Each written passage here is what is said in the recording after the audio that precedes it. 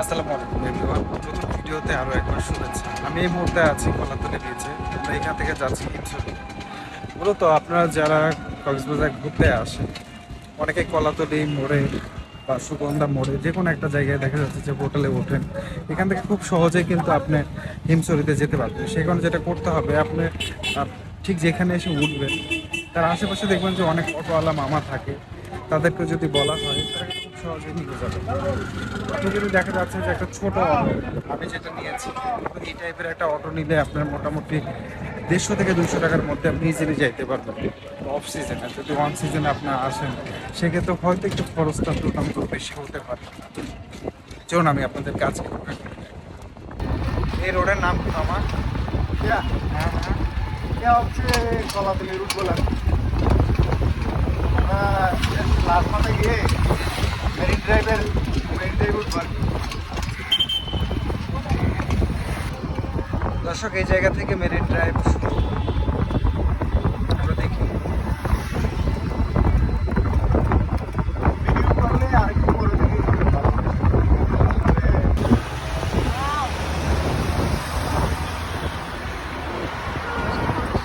এখন আকাশে পাখির মতো আসে আতঙ্কবাদ করুন তাড়াতাড়ি কলা আসুন তাড়াতাড়ি তাড়াতাড়ি